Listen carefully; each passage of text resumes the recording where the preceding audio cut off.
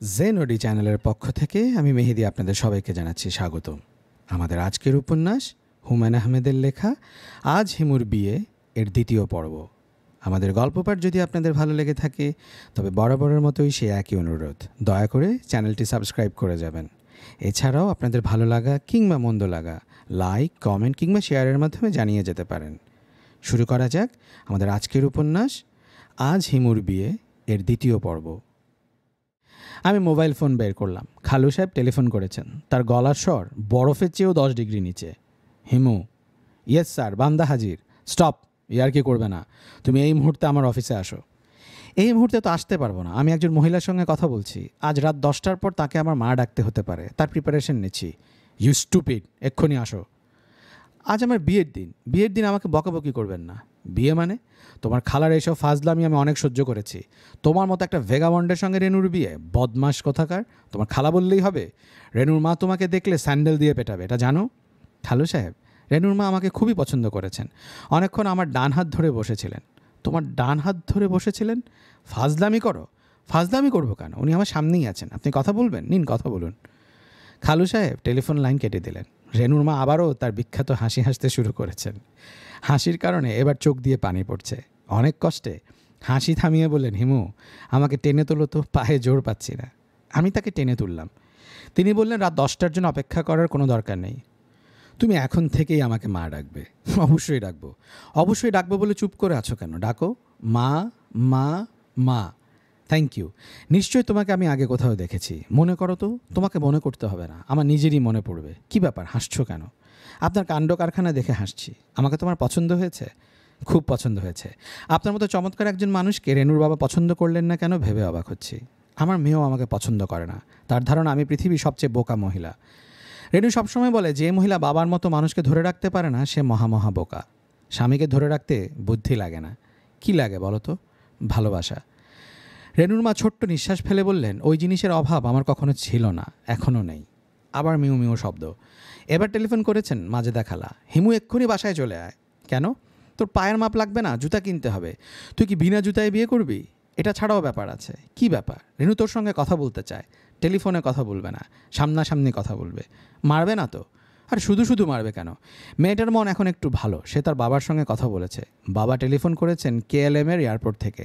তিনি বাংলাদেশ আসছেন। পৌঁছবেন কখন? সন্ধ্যা 6টায়। আমি হাওয়াইয়ের বেগে চলে আসছি। ভালো কথা। তুই কি তোর খালু সাহেবের সঙ্গে কথা বলেছিস? উনি অফিসে যেতে বলেছেন। খবরদার যাবি না, টেলিফোন করলেও ধরবি না। টেলিফোন ধরবো না কেন? তোর উপর ভয়ঙ্কর রেগে আছে। এটা তো নতুন কিছু না, উনি সবসময় আমার উপর রেগে থাকেন। রেনুর সঙ্গে তোর বিয়ে হবে এটা সে কিছুতেই মেনে নিতে পারছে না। সে চেষ্টা করছে বিয়ে ভণ্ডুলের। শুনেছি বিবাহ ব্যাপারটা আল্লাহ পাক নিজে কন্ট্রোল করেন। খালু সাহেব চেষ্টা করেও ভণ্ডুল করতে পারবেন না, তাই না? এত প্রশ্নের জবাব দিতে পারবো না, রাখলাম। খালা লাইন অফ করে দিলেন। আমি রেনুর মার দিকে তাকিয়ে বললাম, রেনুর বাবা আজ সন্ধ্যা 6টায় ঢাকা এয়ারপোর্ট পৌঁছবেন। ভদ্রমহিলা কোনো কথা বললেন না, চুপ করে থাকলেন। একসময় লক্ষ্য করলাম তার চোখ দিয়ে পানি পড়ছে। তিনি অশ্রু গোপন করার কোনো চেষ্টাই করলেন না।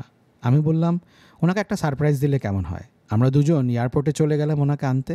আমার পক্ষে সম্ভব না, ইচ্ছে করলে সম্ভব। চলুন একটা অ্যাম্বুলেন্স নিয়ে চলে যাই। আপনি অ্যাম্বুলেন্সে শুয়ে থাকবেন। অ্যাম্বুলেন্সের ভেতরই আপনাকে স্যালাইন দেওয়া হবে, অক্সিজেন দেওয়া হবে। আমি এয়ারপোর্ট থেকে ওনাকে সরাসরি অ্যাম্বুলেন্সে ঢোকাবো। ওনাকে দেখে আপনি চাপা গলায় বলবেন, এতদিন কোথায় ছিলে? রেনুর মা বললেন, বাবা তুমি কিছু মনে করো না, আমি কিছুক্ষণ একা থাকবো। তুমি একজন ডাক্তারকে আমার কাছে পাঠাও, আমার শ্বাসকষ্ট হচ্ছে। ঘরের বাতিটাও নিভিয়ে দাও। আমি বাতি নিভিয়ে দিলাম। তিনি বিড়বিড় করে বললেন, আধার আমার ভালো লাগে। আমি বসে আছি খালু সাহেবের মতিঝিলের অফিসে। একালে তরুণদের ভাষায় জোস অফিস। দেয়ালে কামরুল হাসানের আঁকা লজ্জাবতী বাঙালি ললনা পর্যন্ত আছে। খালু সাহেবের মুখভঙ্গি যথেষ্ট কঠিন। মনে হয় ঠোঁট বন্ধ করে দাঁতে দাঁত ঘষছেন। তার হাতে চুরুট ধরানো হয়নি। তিনি যে পরিমাণে রেগে আছেন, আমার আশঙ্কা চুরুটে আপনা আপনি আগুন ধরবে। লাইটারে সাহায্য লাগবে না। চুরুটে কখন আপনা আপনি আগুন ধরে যায় সেই দৃশ্য দেখার জন্য আমার দৃষ্টি চুরুটের দিকে। তুমি তাহলে বিয়ে করছো? জি। জানতে পারি কেন? সংসার ধর্ম পালন করা দরকার। সব ধর্মে সার ধর্ম, সংসার ধর্ম। সংসার শব্দের অর্থ তুমি জানো? আমি বিনয়ের সঙ্গে বললাম, সংসার শব্দের অর্থ হলো পৃথিবী। পৃথিবী? সংসার শব্দের অর্থ পৃথিবী? আমি বললাম, জি খালু সাহেব, আপনি শুধু শুধু রাগ করছেন। যে কোনো বাংলা অভিধান খুলে দেখুন, সংসারের অর্থ দেয়া আছে পৃথিবী। এই জন্য কবি বলেছেন, বৃথা জন্ম এ সংসারে, অর্থাৎ বৃথাই এ পৃথিবীতে জন্ম। রাগে খালু সাহেবের মুখ লালচে হয়ে গেছে, কপালে বিন্দু বিন্দু ঘাম। তিনি বেল টিপে পিয়ন ডাকলেন, তাকে দিয়ে ডিকশনারি আনালেন। মনে হচ্ছে আজ একটা হেস্তনেস্ত হবে। খালু সাহেব ডিকশনারির পাতা উল্টে সংসার শব্দের অর্থ বের করলেন এবং আরও রেগে গেলেন। তুমি সংসার ধর্ম পালন করার জন্য বিয়ে করবে? জি খালু সাহেব, সংসার ধর্ম অর্থাৎ পৃথিবীর ধর্ম। পৃথিবীর প্রতি আমার মমতা আছে বলেই এই ধর্ম পালন। রেনুর জুতার শুকতলির যোগ্যতাও যে তোমার নেই তা তুমি জানো? জি জানতাম না, এখন জানলাম। তবে আপনি তুলনায় সামান্য ভুল করছেন। একটা জুতোর শুকতলির সঙ্গে অন্য একটা জুতোর শুকতলির তুলনা চলবে, মানুষের সঙ্গে চলবে না। একজন মানুষকে অন্য একজনের সঙ্গে তুলনা করতে হবে। তুমি নিজেকে মানুষ ভাবছো কোন বিবেচনায়? একজন সিরিয়াল কিলার কি মানুষ? খালু সাহেব, আমি এখনও একটা খুনও করিনি। সিরিয়াল কিলার হতে হলে ধারাবাহিক খুন করে যেতে হবে। তোমার সঙ্গে কথা চালাচালি ঢালাঢালি আমি করব না। আমার একটাই কথা, বিয়ের চিন্তা বাদ দেবে, বিয়ে তোমার জন্য না। একজন ভিখিরি তো কোনো এক শুভ দিন দেখে বিয়ে করে, রিক্সা ভাড়া করে কনের বাড়িতে বিয়ে করতে যায়। বিয়ের পর দিন থেকে স্বামী স্ত্রী দুজন পাশাপাশি দাঁড়িয়ে ভিক্ষা করে। ভিক্ষা করার ফাঁকে ফাঁকে দুজন দুজনের দিকে মায়া মায়া দৃষ্টিতে তাকায়। ভাবের কথা বন্ধ। আমি তোমাকে নগদ 10,000 টাকা দিচ্ছি, টাকা নিয়ে কিছুদিন ঢাকার বাইরে চলে যাও। আমি বললাম, প্রস্তাব লোভনীয়, কিন্তু খালু সাহেব এত দূর এসে পিছিয়ে যাওয়া তো সম্ভব না। এত দূর এসে মানে? তুমি কত দূর এসেছ? 1 ছটাক হলুদ কিনে ফেলেছি, মেসে যাব, গায়ে গুঁড়া হলুদ ডলে গোসল দেব। গায়ে হলুদ পুরো কাজটা একাই করতে হবে, আমার তো বন্ধু বান্ধব নেই যে গায়ে হলুদ ডলাডলি করবে। আমার উচিত গর্ত খুঁড়ে তোমাকে পুঁতে ফেলা। আমি গলা নামিয়ে বললাম, খালু সাহেব চা খাবো, আপনিও 1 কাপ খান, মেজাজটা ঠান্ডা করুন। আমার বিয়েতে আপনার এত আপত্তি কেন? তোমার বিয়ে করাতে আমার কোনো আপত্তি নেই, রেনুকে বিয়ে করার ব্যাপারে আপত্তি। তুমি যাও একটা ফকিরনিকে বিয়ে করো, তারপর দিনরাত দুজনে মিলে হাঁটো। চা দিতে বলবেন না? খালু সাহেব জবাব দিলেন না। সত্যি সত্যি দাঁত কিড়মিড় করতে লাগলেন। দাঁতের অবস্থা ভালো না থাকলে 2-1টা দাঁত পড়ে যেত। মাশাআল্লাহ, তার দাঁতের অবস্থা ভালো। আমি কি চলে যাব? খালু সাহেব আবারও দাঁত কিড়মিড় করলেন, তবে এবার আমার দিকে না তাকিয়ে। মনে হচ্ছে তিনি কোনো এক দন্তভাষা আবিষ্কার করে ফেলেছেন, কথা হচ্ছে দাঁতে দাঁতে। বিয়েতে উপস্থিত থাকবেন তো, নাকি তাও থাকবেন না? খালু সাহেব খাঁটি ব্রিটিশ উচ্চারণে বললেন, গেট লস্ট ইউ ইডিয়েট। আমি উঠে দাঁড়ালাম। খালু সাহেবের ইংরেজি গালির বাংলা মানেটা ভালো লাগছে। ওহে গর্ধ, হারিয়ে যাও। মানব সম্প্রদায়ের সব সদস্যের একটা আকাঙ্ক্ষা, হারিয়ে যাওয়া। সবাই হারিয়ে যেতে চায়, হারিয়ে যাবার মতো জায়গাটা কোথায়? পার্কিং লটে খালু সাহেবের ড্রাইভার মকবুল পালকের ঝাড়ন দিয়ে গাড়ি ঝাড়পোছ করছে। প্রাডো নামের এই জিপ গাড়ি খালু সাহেব নতুন কিনেছেন। ড্রাইভার মকবুলের দায়িত্ব দিনের মধ্যে বেশ কয়েকবার পালকের ঝাড়ন দিয়ে গাড়ি ঝাড়পোছ করা। কাজটা সে আনন্দের সঙ্গেই করে। আমি আড়াল থেকে শুনেছি ঝাড়পোছ করতে করতে সে গাড়ির সঙ্গে কথাও বলে। যেমন, কিরে আজ তো শরীরের অবস্থা কি? আজ সাবার যেতে হবে, শরীরের উপর ধকল যাবে, আগে ভাগে বলে দিলাম। আমি মকবুলের দিকে তাকিয়ে বললাম, গাড়ি বের করো তো। ভাইজান, স্যার কি বের হবেন? আমি বললাম, স্যার বের হবেন না, আমি বের হব। তেল আছে তো? তেল পুরো ট্যাঙ্কি আছে। ভালো হয়েছে। খালু সাহেব সারাদিনের জন্য এই গাড়ি আমাকে ধার দিয়েছেন। আজ রাতে আমার বিয়ে, খবর পেয়েছো না? মকবুল দাঁত বের করে বলল, খবর জানি। বিয়ের বাজার টাজার করবো, গাড়ি দরকার। অবশ্যই। খালু সাহেব যে এক কথায় গাড়ি আমার হাতে সারাদিনের জন্য ছেড়ে দেবেন ভাবাই যায় না। মকবুল বলল, স্যারের মিজাজ বেশি, তয় লোক খারাপ না। তুমি যাও খালু সাহেবের কাছে জেনে এসো গাড়ি নিয়ে যেতে পারবে কিনা। মকবুল বিস্মিত হয়ে বলল, আপনি বলার পর আবার জিজ্ঞেস করান লাগবো? কী কন আপনি? সে গাড়িতে উঠে স্টার্ট দিল। আমরা ঝড়ের বেগে বের হয়ে গেলাম। বিশাল জিপে চলার আনন্দই আলাদা। নিজেকে রাজপথের রাজা মনে হয়। সিএনজি বেবি ট্যাক্সি দেখা মাত্রই চাপা দিতে ইচ্ছা করে। বিশেষ করে সেই সব সিএনজি যার পেছনে লেখা, আমি ছোট, আমাকে মেরো না। আরে বেটা, ছোট বলেই তো মার খাবি। বড় ছোটকে মারবে, এটাই জগতের প্রাকৃতিক নিয়ম। Survival for the fittest. বড় ফিট, ছোট না। পশ্চাৎ দেশে সাইনবোর্ড লাগিয়ে লাভ হবে না, ছোটকে মার খেতেই হবে। মকবুল, জি হিমু ভাই, 2-1টা গাড়িকে পেছন থেকে ধাক্কা দিলে কেমন হয়? আপনি বললে দেব, আমাদের গাড়ির বাম্পার খুবই স্ট্রং, ধাক্কা দিলে আমাদের কিছু হবে না। সুবিধা মতো গাড়ি দেখতে পেলে তোমাকে বলবো, পেছন থেকে হ্যাভি ধাক্কা দিবে। যখন বলবেন তখনই ধাক্কা। গাড়ি ধাক্কা দেওয়ার অনুমতি পাওয়ায় মকবুলকে খুবই আনন্দিত মনে হলো। আমি বললাম, মানুষ যেন মারা না যায়। মানুষ মরবে না, তবে গাড়ি ভসকাইয়া দিব ইনশাল্লাহ। আপনি যাইবেন কই? 2 পুড়িয়া হিরোইন কিনবো। কোথায় পাওয়া যায় বলো তো? সত্যি কিনবেন? অবশ্যই। টাইট হইয়া বসে থাকেন, আপনারা আসল জায়গায় নিয়ে যাব। পচা বাবার কাছে যাব, খাঁটি জিনিস পাইকারি দরে পাবেন। আগে যে স্যারের আন্ডারে ছিলাম তার জন্য প্রায়ই আনতে হতো। গাড়ি পচা বাবার সন্ধানে চলছে। আমি অতি নরম গতিতে গায়ে এলিয়ে দিয়েছি। আরামে চোখ বন্ধ হয়ে আসছে। পকেটের মোবাইল মিউ মিউ করেই যাচ্ছে, ধরতে ইচ্ছে হচ্ছে না। শেষ পর্যন্ত ধরলাম, মাজেদা খালার টেলিফোন। হ্যালো হিমু, খবর শুনেছিস? কোন খবর? তোর খালুর প্রাডো গাড়ি চুরি হয়ে গেছে। বলো কি? মকবুল ড্রাইভার গাড়ি নিয়ে ভেগে গেছে। এতদিনের বিশ্বাসী ড্রাইভার 5 বছর ধরে তোর খালুর সঙ্গে আছে। আমি বললাম 20 বছর সংসার করার পর স্বামী স্ত্রীকে ফেলে ভেগে যায়, স্ত্রী স্বামীকে ফেলে ভেগে যায়, ড্রাইভারের আর দোষ কি? স্বামী স্ত্রী সেপারেশন এক কথা, ড্রাইভারের সঙ্গে সেপারেশন ভিন্ন কথা। তাও ঠিক। গাড়ি চুরির খবর পুলিশকে জানিয়েছো? তোর খালু নিশ্চয় জানিয়েছে। বেচারা মুষড়ে পড়েছে। মুষড়ে পড়ারই কথা, এত শখের গাড়ি। তোকে আসতে বললাম, আসছিস না কেন? ছোটোখাটো দু একটা কাজ ছেড়েই চলে আসছি। রেনু কি তালাবদ্ধ অবস্থায় আছে? ওর ভাবভঙ্গি ভালো মনে হচ্ছিল না, এই জন্যই তালা। সে বাবাকে রিসিভ করতে এয়ারপোর্ট যাবে না? পাগল, তাকে ঘর থেকে বের হতে দেওয়া যাবে না। খালা, রেনুর বাবার নাম কি? তার বাবার নাম দিয়ে তুই কি করবি? কি আশ্চর্যের কথা, শ্বশুরের নাম জানবো না?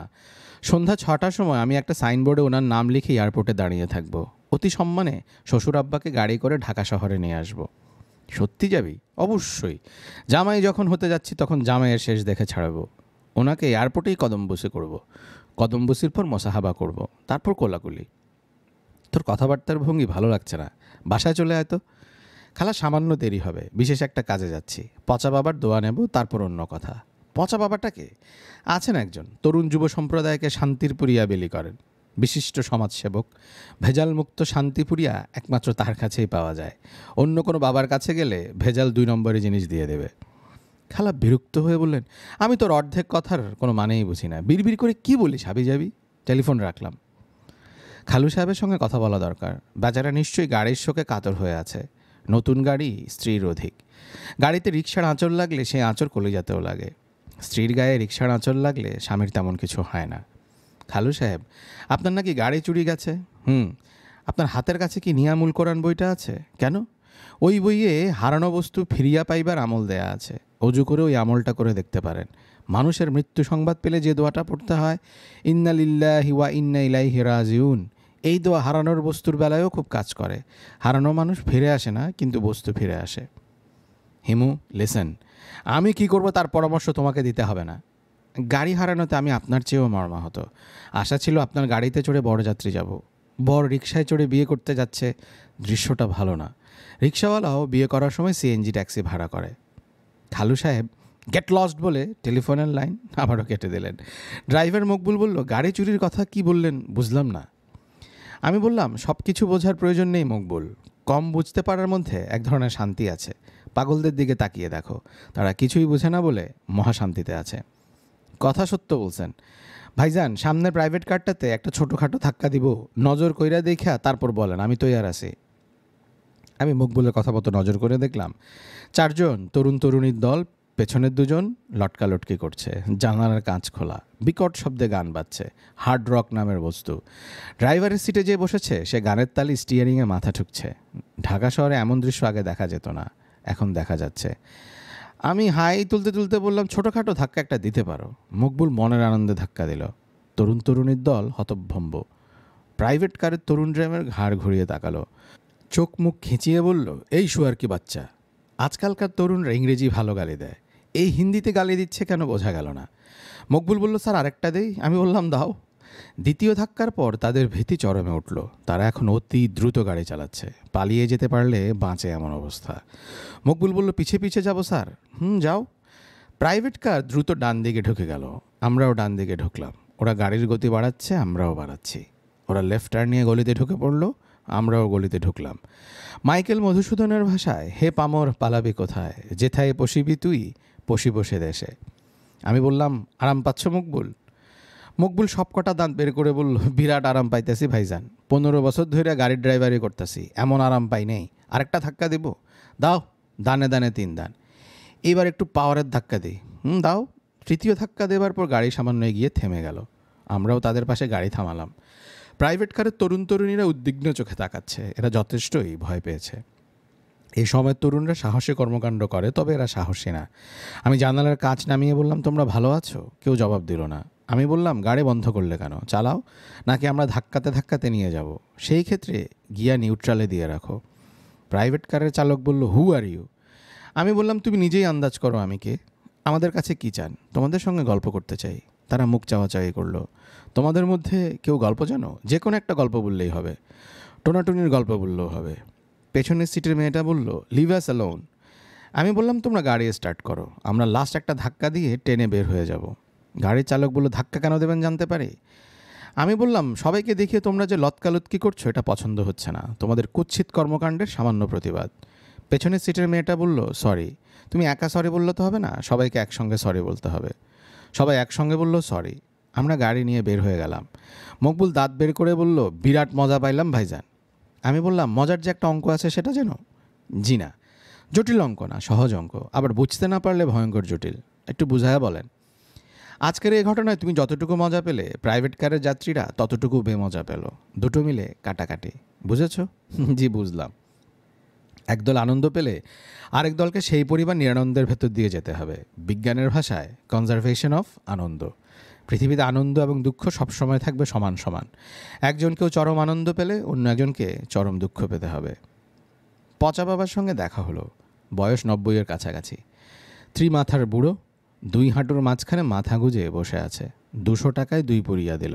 ফোঁকলা দাঁতে হাসতে হাসতে বলল, আসল জিনিস, খাইয়া মজা পাইবেন, খাইতেই থাকবেন, খাইতেই থাকবেন, মজার উপরে মজা।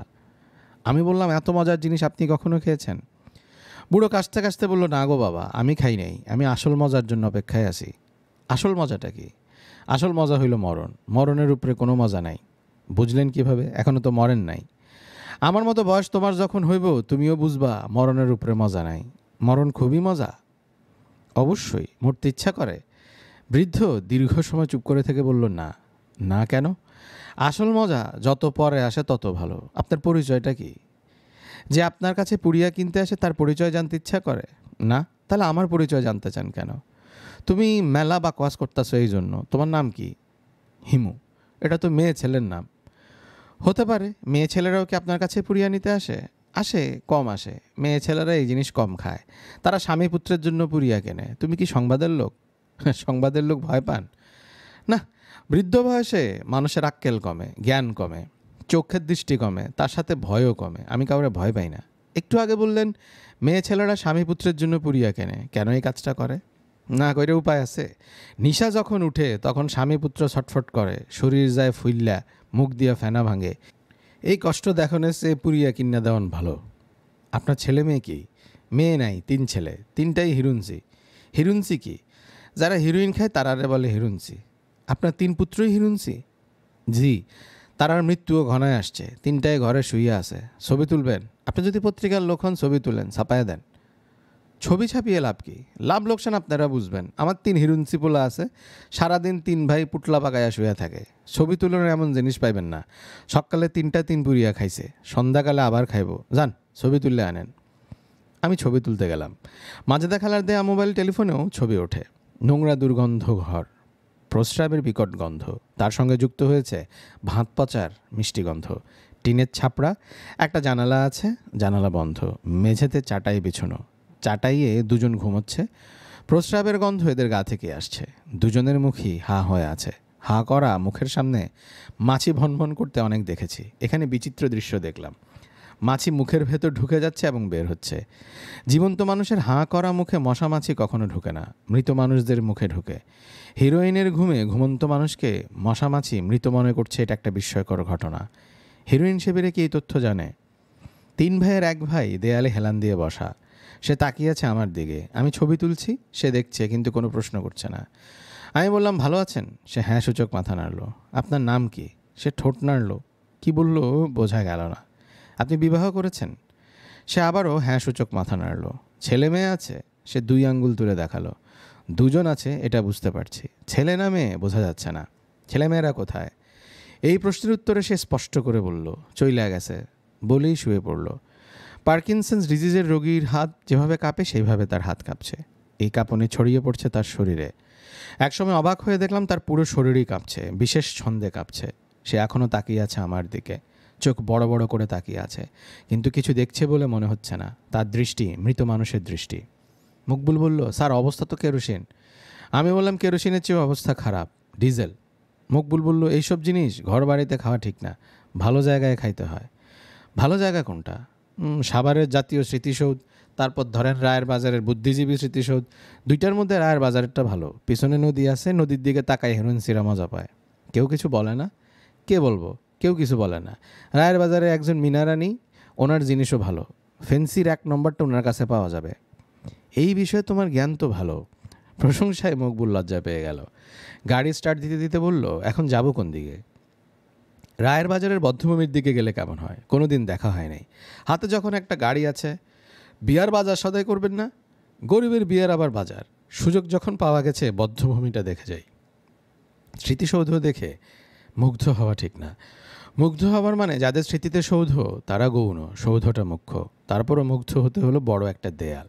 দেয়ালের এক অংশে জানালার মতো কাটা। সেই জানালায় আকাশ দেখা যাচ্ছে। সৌধ ধুলামলিন, চারিদিকে আবর্জনা, কিন্তু জানালার বাইরে আকাশ ঝকঝক করছে। এই আকাশ স্মৃতিসৌধেরই অংশ। সৌধের ভেতরই 2 হিরঞ্চির দেখা পাওয়া গেল।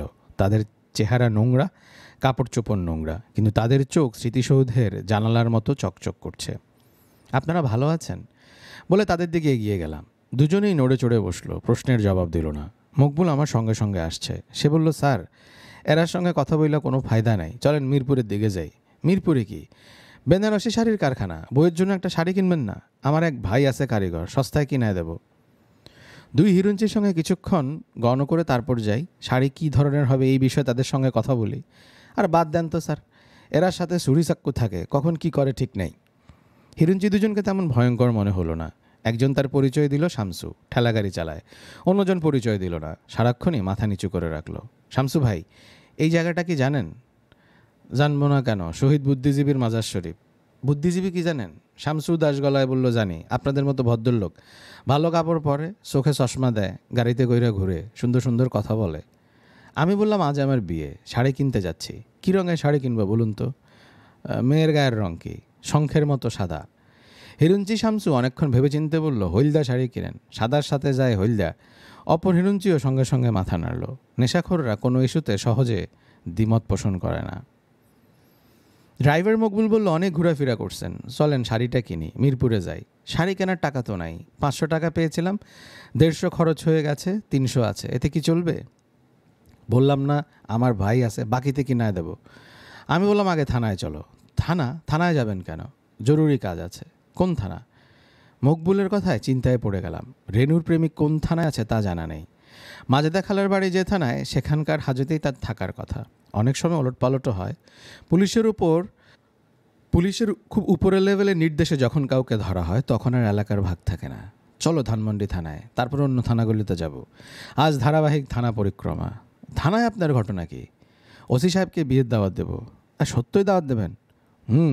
অনেকবার থানা হাজতে কাটিয়েছি। বেশিরভাগ ওসি সাহেবের সাথে আমার পরিচয় আছে, তারা আমার দুঃখ দিনের সাথী। মকবুল নিঃশ্বাস ফেলে বলল, আপনার কাজকাম বড়ই জটিল, আত্মীয় স্বজনের খোঁজ নাই, ওসি সাহেবেরা দাওয়াতি। গাড়ি ট্রাফিক জ্যামে আটকা পড়েছে। জ্যামের বাজার শুরু হয়েছে। ফেরিওয়ালারা এক গাড়ির জানলা থেকে আরেক গাড়ির জানালায় যাচ্ছে। তাদের কারণে ভিক্ষুকেরা সুযোগ পাচ্ছে না। কুনুয়ের গুঁতো দিয়ে তারা ভিক্ষুক সরাচ্ছে। কেউ হাতে 2টো পাকা পেঁপে নিয়ে ঘুরছে, কেউ কানকয় দড়ি বাঁধা কাতল মাছ নিয়ে ঘুরছে। পপকর্নের প্যাকেট নিয়ে বেশ কয়েকজন আছে। এই আইটেমটা মনে হয় চালু। এত কিছু থাকতে হঠাৎ পপকর্ন চালু আইটেম হয়ে গেল কেন কে বলবে?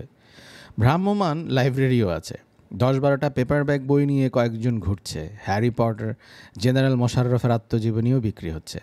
গাড়ির ভেতর আরামদায়ক শীতলতা, বাইরে তেজি রোদ। সেই রোদ আমাকে স্পর্শ করছে না। রোদের দিকে তাকিয়ে ঘুমিয়ে পড়তে ইচ্ছা করছে। সারা শরীরে আরাম আরাম ভাব। আরাম ব্যাপারটা কি? ভাবতে ভাবতে ঘুমিয়ে পড়লাম। ঘুমের মধ্যে স্বপ্ন। বটগাছের নিচে শান্তিনিকেতনী কায়দায় ক্লাস হচ্ছে। ক্লাস নিচ্ছেন স্বয়ং রবীন্দ্রনাথ। একজন তার মাথায় ছাতা ধরে আছে।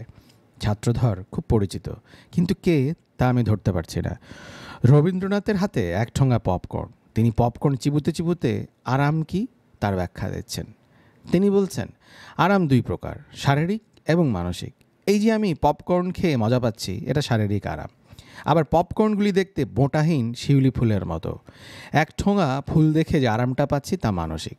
শরীরের প্রয়োজন মেটার ফলে যে আরাম হয় সেটা শারীরিক আরাম, আবার মনের প্রয়োজন মেটার ফলে যে আরাম হয় তা মানসিক আরাম। আরামের যে অন্য অর্থ আছে তা কি তোমরা জানো? আরামের অর্থ বাগান, আবার উপবনও হতে পারে। আমার কথা বিশ্বাস না করলে তোমরা ডিকশনারি দেখতে পারো। এখন তোমরা বলো সংহারাম মানে কি? সংহারাম একটি সমাসবদ্ধ পদ। ব্যাস বাক্য কি? ছাত্রধারী বললেন, গুরুদেব আপনি তো ব্যাকরণের ক্লাস নিচ্ছেন না, আপনার কাছ থেকে ছাত্ররা অন্য কিছু জানতে চায়। রবীন্দ্রনাথ সঙ্গে সঙ্গে বললেন, তাই তো।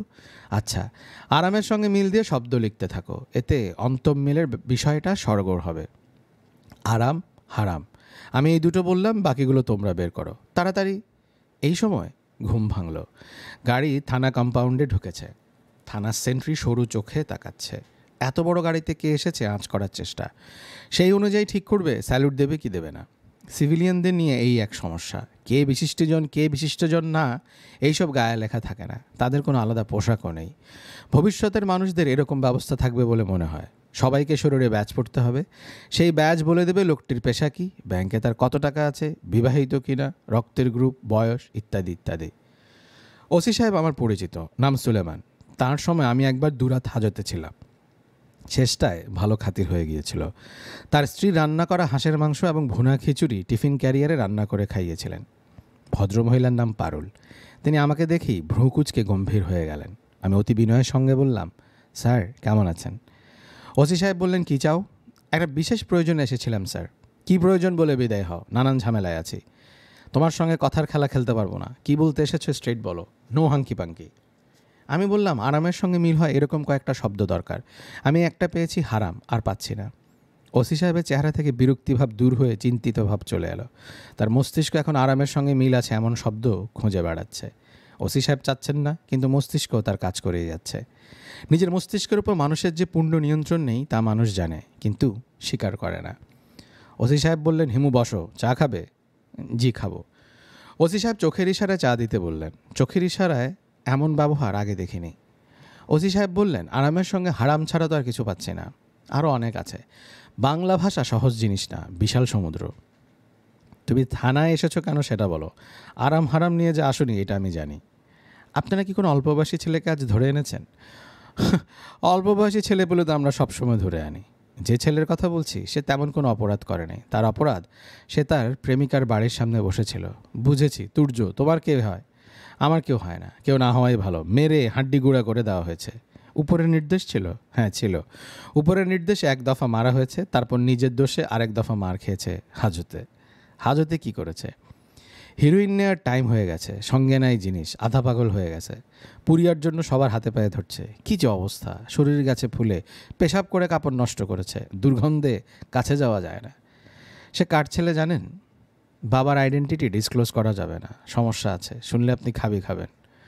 তুমি ধানাই পানাই গল্প ছাড়ো, তোমার ধানাই পানাই স্টোরির সঙ্গে আমি পরিচিত। ছেলের বিষয়ে খোঁজ নিয়েছি, স্কুল মাস্টারের ছেলে। বাবা মা অল্প বয়সে মারা গেছেন, চাচার কাছে মানুষ হয়েছে। মানুষ তো না, হয়েছে অমানুষ। তুমি তার সঙ্গে দেখা করতে চাচ্ছ, দেখা করো, হাঙ্কি পাঙ্কি করার দরকার নেই। তোমাকে থানায় ঢুকতে দেওয়াই উচিত হয়নি। তুমি আমার মাথার ভেতর আরাম হারাম ঢুকিয়েছ। এখন সব ফেলে মিলের শব্দ চিন্তা করছি।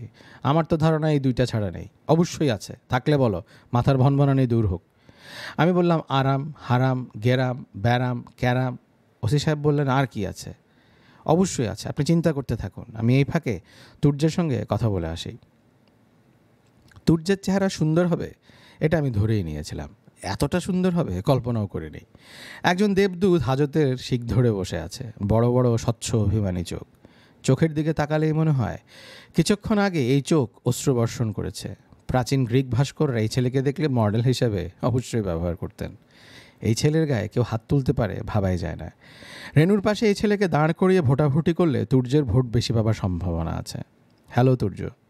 তুর্য চমকে তাকালো, কিছু বলল না। আমি তোমার জন্য 2 পুড়িয়া জিনিস নিয়ে এসেছি, পচা বাবার কাছ থেকে এনেছি। পচা বাবার নাম শুনেছ? তুর্যের দৃষ্টি তীক্ষ্ণ হলো, তার পাতলা ঠোঁট কাঁপছে, সে ঘন ঘন নিঃশ্বাস ফেলছে। তুর্য বলল, আপনি কে? আমার নাম হিমু। আমাকে চেনেন কিভাবে?